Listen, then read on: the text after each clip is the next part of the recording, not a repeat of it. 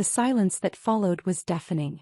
My father's face went from red with anger to pale with confusion as the crisp, professional voice of Jennifer Martinez from Forbes magazine filled the upscale Italian restaurant. "Ms. Alexandra Bennett? This is Jennifer Martinez from Forbes. I'm calling to confirm the details for your cover story in our upcoming 30 Under 30 issue. Your company Quantum Dynamics has been selected as our featured tech disruptor of the year." I watched as my entire family, Dad, Mom, my older brother Michael and his wife Sarah, sat frozen, their mouths literally hanging open. The other diners who had been staring at our table just moments before were now leaning in, clearly recognizing the Forbes name. "Yes, Jennifer, this is Alexandra," I said calmly, keeping my voice steady despite the hurricane of emotions swirling inside me. "Thank you for calling. We're incredibly excited about featuring your AI-driven logistics platform. The preliminary numbers show Quantum Dynamics is valued at $2.8 billion, making you one of the youngest female tech CEOs to reach this milestone. We'd like to schedule the photo shoot for next Tuesday at your headquarters in downtown Seattle." My father's wine glass slipped from his hand, shattering on the marble floor. The sound echoed through the restaurant, but I barely flinched. I'd been preparing for this moment for 3 years. "That works perfectly, Jennifer. Should we plan for the usual 2-hour session?" "Actually, given the scope of this story, we're allocating 4 hours. This will be our December cover story. The article will detail how you built a billion-dollar company while maintaining complete anonymity, working under the radar while traditional logistics companies like Harrison Transport struggled to adapt." I glanced at Michael, whose face had gone completely white. Harrison Transport was the family business he'd been bragging about running all evening, the same company that had been hemorrhaging clients to my unknown competitor for the past 18 months. "I understand," I said, still maintaining that calm tone that had always irritated my family. "I'll have my assistant coordinate with your team. One more thing, Alexandra. The article will also cover your philanthropic work through the Bennett Foundation. The $50 million donation to establish STEM scholarships for underprivileged students is exactly the kind of story our readers love." Dad's chair scraped against the floor as he abruptly stood up, his hands shaking. The Bennett Foundation bore our family name, but they'd never connected it to me. Why would they? I was just the family disappointment who worked in computers and lived in a modest apartment. "Thank you, Jennifer. I look forward to Tuesday. Congratulations again, Alexandra.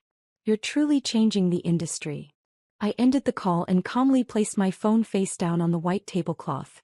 The silence stretched on for what felt like an eternity. Finally, Mom spoke in a whisper.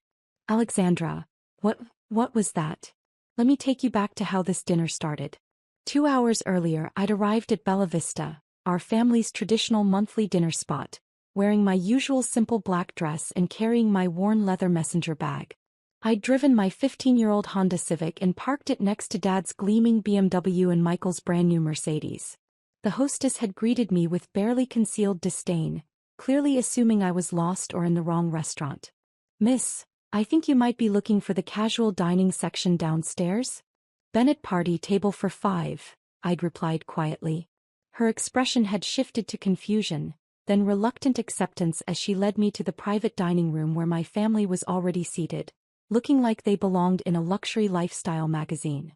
Dad had looked up from his conversation with Michael about quarterly profits and shaken his head with visible disappointment. "Alexandra, couldn't you have made an effort? This is a respectable establishment." "I'm wearing a dress, Dad." "That dress probably cost less than what I spend on dry cleaning," Michael had chimed in, adjusting his $300 tie. "Sarah, didn't you offer to take her shopping?" Sarah had smiled awkwardly. "I did mention that sale at Nordstrom. I appreciate the offer, but I'm comfortable with my wardrobe," I'd said, taking my seat. Mom had sighed deeply. "Sweetheart, we just worry about you. Living in that tiny apartment, driving that old car, working at... What is it you do again?" "I work in logistics and technology consulting." "Right, computers," Dad had said dismissively, the same way he'd been saying it for 3 years. "But when are you going to get a real job? Something stable?" Michael was running 3 departments at Harrison Transport by the time he was your age. That's when the interrogation had really begun. For the next hour and a half, they'd systematically dissected every aspect of my life, comparing me unfavorably to Michael at every turn. Michael's buying Sarah a new house in Bellevue, Mom had announced proudly. 4 bedrooms, 3 baths, a 3-car garage. What does your place have, dear? 1 bedroom. It suits my needs. But don't you want more? Sarah had asked gently. Don't you want to build something? Have a family? Michael and I are already talking about kids. I am building something. My work is very fulfilling. Michael had laughed then, the same condescending laugh that had haunted family dinners for years. Playing with computers isn't building anything, Alexandra. I'm talking about real assets, real wealth, real success that people can see and respect. Your brother closed a $2 million deal last month, Dad had added proudly. That's what success looks like. Not sitting in some cubicle somewhere troubleshooting other people's technical problems.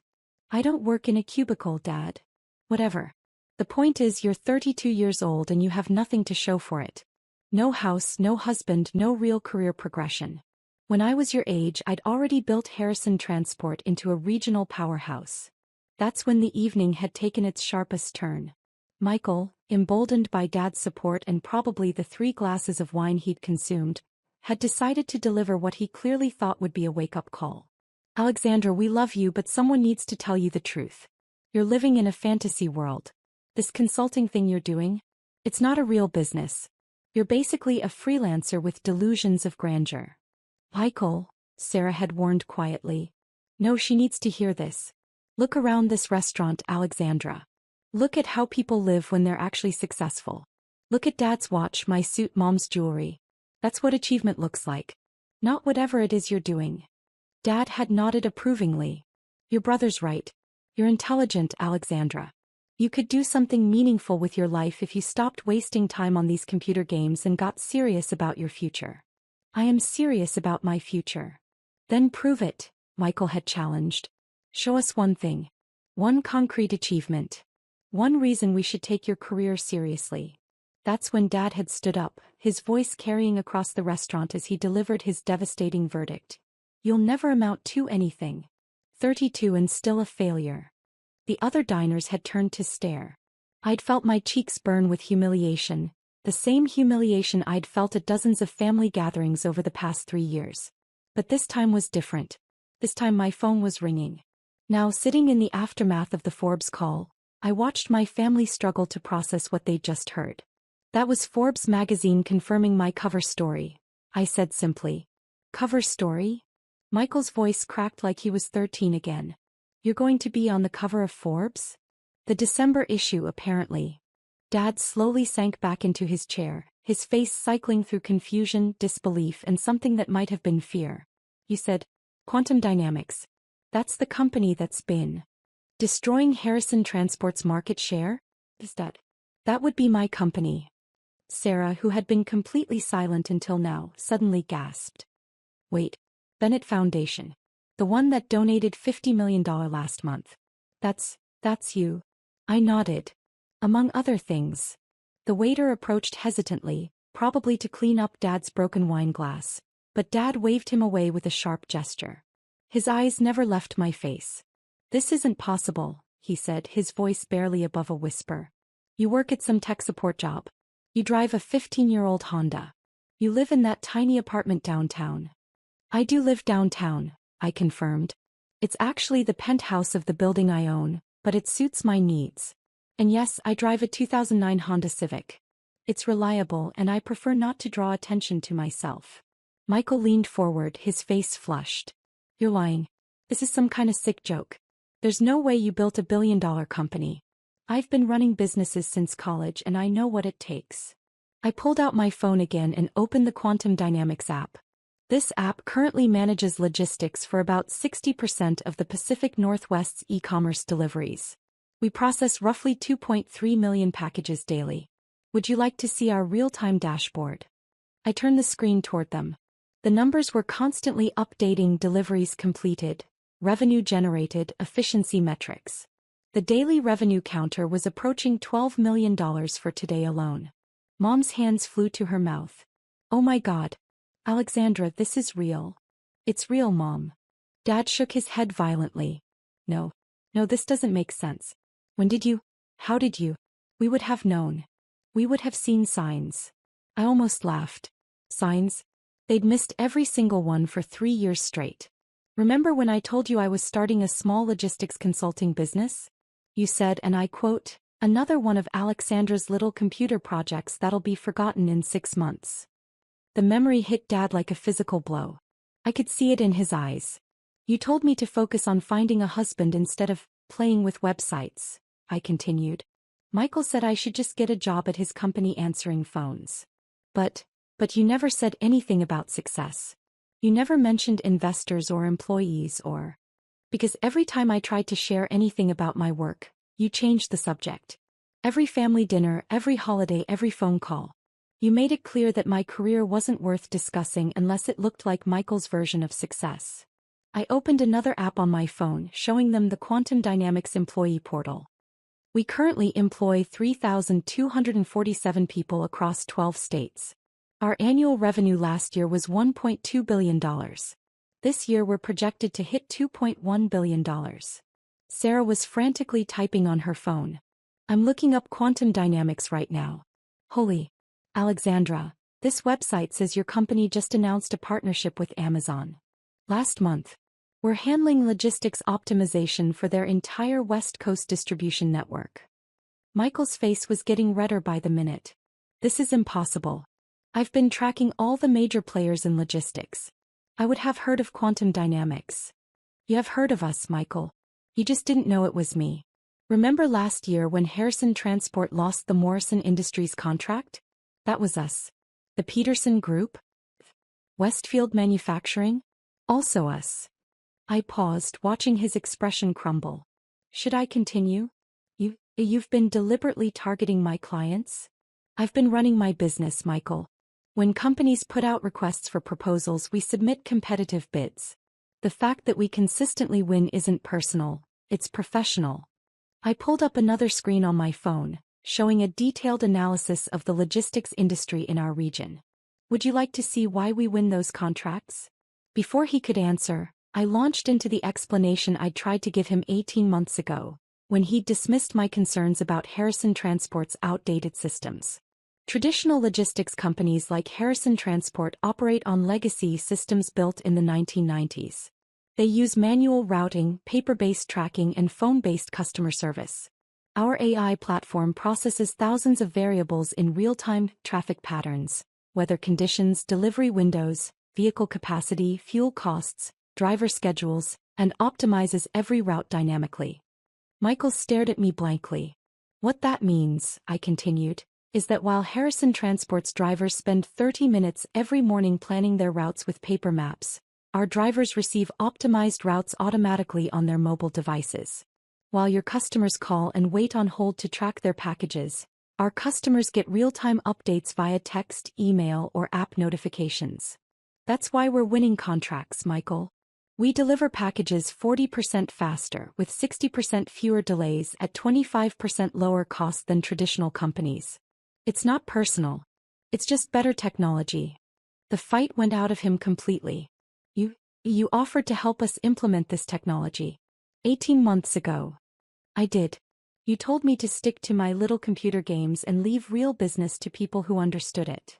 Dad finally found his voice again. Why didn't you tell us? Why did you let us think? Think what, Dad? That I was a failure? Because that's exactly what you've been telling me for the past 3 years. Even tonight, 30 minutes ago, you stood up in this restaurant and announced to everyone that I was a disappointment to the family. I didn't know. You didn't want to know. There's a difference. Mom was crying now, mascara running down her cheeks. Sweetheart, we're so sorry. We had no idea. If we had known. If you had known what? You would have treated me differently. You would have been proud of me. I shook my head. The work I was doing didn't change. The impact I was making didn't change. The only thing that would have changed is how you treated me, and that says everything about your priorities. A new voice interrupted our conversation. Excuse me, are you Alexandra Bennett? I turned to see a young man in his 20s standing beside our table, holding his phone. Behind him, several other diners were looking in our direction with recognition dawning on their faces. I'm sorry to interrupt, but I just saw the Forbes announcement on Twitter. I'm a computer science student at University of Washington, And your company sponsored my scholarship through the Bennett Foundation. I just wanted to say thank you. Because of you, I'm the first person in my family to go to college." The young man's words hit the table like a bomb. Dad's face went completely white. "That's wonderful," I said, standing to shake his hand. "What's your name?" "David Martinez. I'm graduating this spring and I actually have an interview with Quantum Dynamics next week for a junior developer position." "David Martinez. Yes, I remember your application. Top of your class, excellent project portfolio. You built that inventory management system for local food banks, didn't you?" His face lit up. "You know about that? I personally review every scholarship application that includes a community service project. Your work was impressive." After David returned to his table, I sat back down to face my family. The dynamic had shifted completely. Dad, who had been so loud and authoritative an hour ago, now looked small and uncertain. "You're giving scholarships to strangers," Mom said quietly, "but we had no idea you could even afford your own rent." "I've been giving scholarships for 2 years, Mom. The Bennett Foundation has helped 847 students so far. Would you like to know why I named it after our family name?" She nodded, not trusting her voice. "Because despite everything, I wanted to honor what Dad taught me about hard work when I was younger. What you taught me about helping others. I thought maybe someday you'd see the foundation's work and feel proud that it carried our name, even if you never connected it to me." Dad's hands were shaking as he reached for his water glass. "Alexandra, we've made terrible mistakes." "Yes, you have." Michael suddenly looked up from his phone, his face ashen. "Alexandra, I'm looking at your company's press releases. You've won contracts with literally every major corporation in the region. Including..." He swallowed hard. "Including the Peterson Industries expansion project that we were bidding on next month." "The $50 million contract?" "Yes, we won that bid 3 weeks ago. That contract. That was going to save Harrison Transport. Without it, we'll have to declare bankruptcy within 6 months." I studied my brother's face. 3 years ago he'd laughed when I told him about starting my consulting business. He'd said I should leave the real business to people who understand it. He'd refused my offer to help optimize Harrison Transport's operations, calling my suggestions amateur computer nonsense. "Michael, I offered to help you modernize Harrison Transport 2 years ago. You said, and I quote, 'We don't need help from someone who doesn't understand real business.'" "I remember," he whispered. "I sent you 3 detailed proposals showing how to reduce costs and improve efficiency. You threw them away without reading them." "I know. And when you found out that some new company was taking your clients, you never once considered that maybe it was time to innovate instead of just complaining about unfair competition." Sarah grabbed Michael's arm. "Honey, maybe Alexandra could still help. Maybe there's a way to work together." I looked at Sarah, who had always been kind to me even when the rest of the family wasn't. She didn't deserve to suffer because of Michael's pride and stubbornness. "There might be a way," I said carefully. "But it would require some significant changes." Michael's head snapped up. "What kind of changes?" "Harrison Transport would need to completely modernize its operations. New software systems, new training protocols, new management structure. And it would mean acknowledging that the old way of doing things doesn't work anymore." "I can do that. I'll do whatever it takes." I pulled out my phone again and opened a different app, one that Michael had no idea existed. "This is Harrison Transport's real-time performance metrics. I've been tracking your company's efficiency for the past year." Michael stared at the screen in shock. "How do you have access to our internal data?" "Because your systems are so outdated that they're basically public. Any decent programmer could access this information.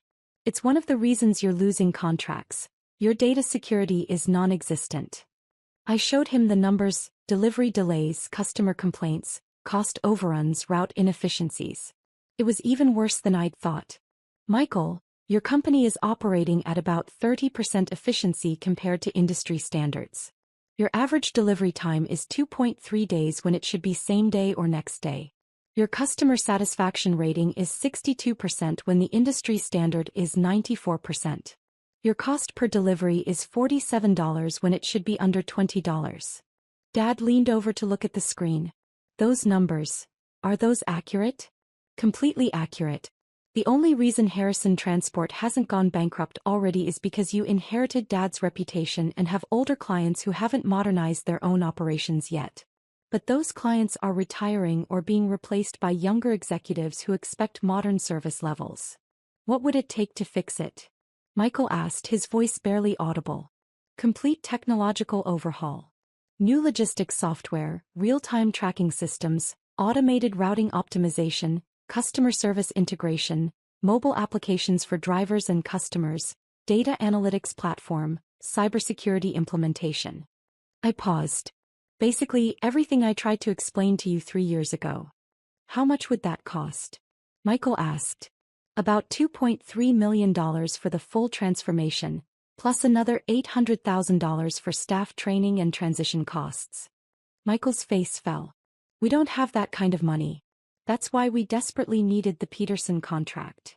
I was quiet for a long moment, considering my options.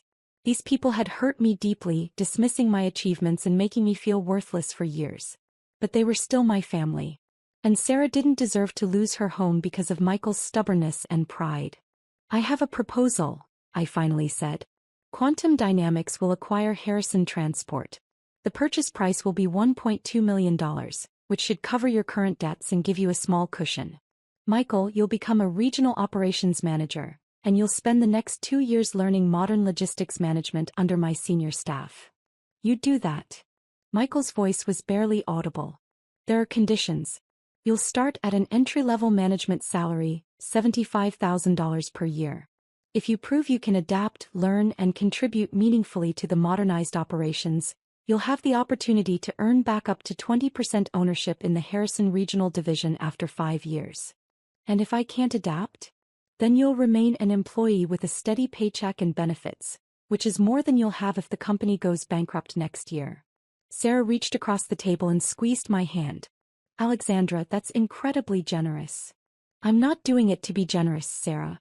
I'm doing it because a regional logistics network strengthens my overall platform, and because I believe in giving people opportunities to prove themselves. Michael will have to earn every percentage point of that ownership back. Mom was crying harder now. Alexandra, we've been so wrong about everything. So wrong about you. Yes, you have been. Dad cleared his throat, struggling to find words. Is there any way you can forgive us? Any way we can make this right? I looked around the table at these people who had spent 3 years making me feel small and worthless. Part of me wanted to walk away and never look back. But another part of me remembered family dinners when I was younger, when Dad would ask about my school projects with genuine interest, when Mom would brag to her friends about my academic achievements. I don't know, Dad. Trust isn't something you can rebuild overnight. But we can try? Mom asked hopefully. We can try. But it means treating me with respect even when you don't understand what I do. It means not dismissing my achievements just because they don't fit your traditional definition of success. And it means accepting that I built something incredible with no help from any of you, while you were all convinced I was failing. We can do that, Dad said quickly. We want to do that. My phone buzzed with a text message. I glanced at it and couldn't help but smile. What is it? Sarah asked. My assistant.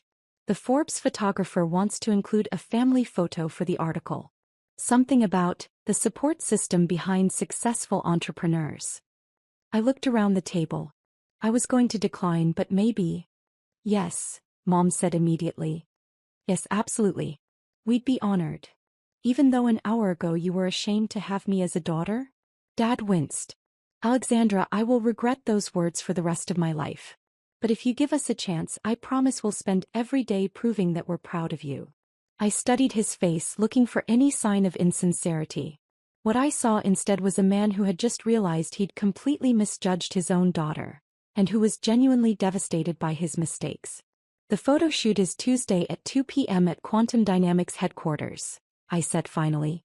Dress professionally. And Dad. Yes. When the reporter asks about my childhood and what inspired me to become an entrepreneur, I hope you'll remember that it wasn't your doubt that motivated me. It was your early encouragement, before you decided I wasn't worth your attention anymore. He nodded, tears in his eyes. I remember being so proud when you won the science fair in 8th grade. When you got accepted to MIT with a full scholarship. When you graduated summa cum laude. He paused. I never stopped being proud of you, Alexandra. I got scared when I couldn't understand what you were doing anymore. Instead of asking you to help me understand, I convinced myself it wasn't important. That's going to change? That's already changed. Starting right now. I signaled the waiter for the check.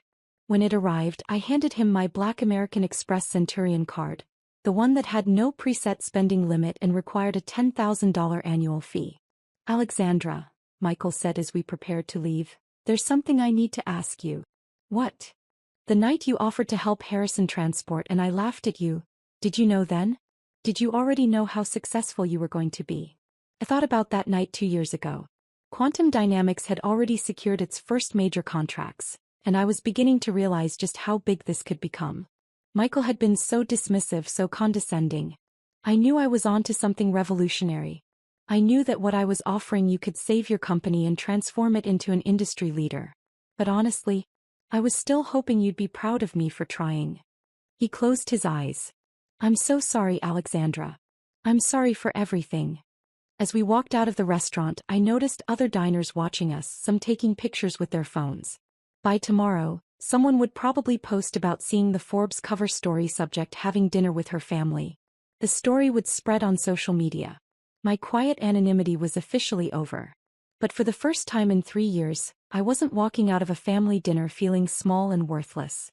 I was walking out as exactly who I'd always been, a successful entrepreneur who had built something incredible.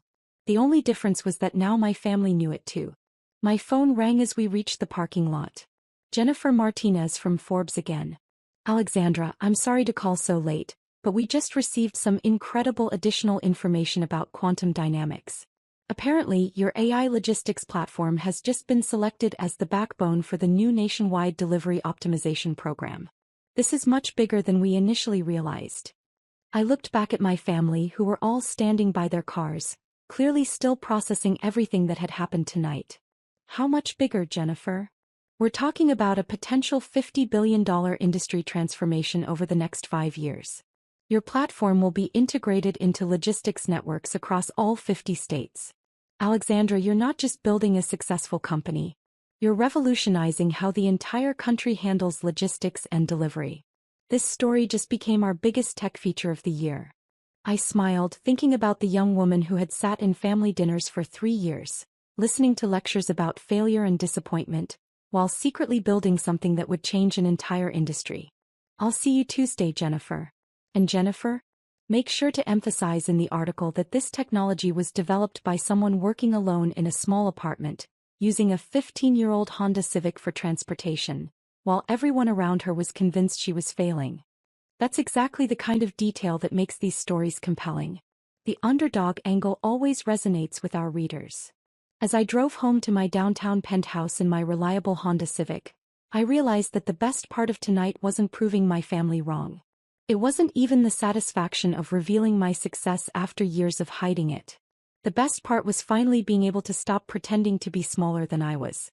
Tomorrow, the world would know that Alexandra Bennett wasn't just another tech entrepreneur. I was the woman who had quietly revolutionized an entire industry while her own family never bothered to ask what she was working on. And now, finally, they wanted to listen.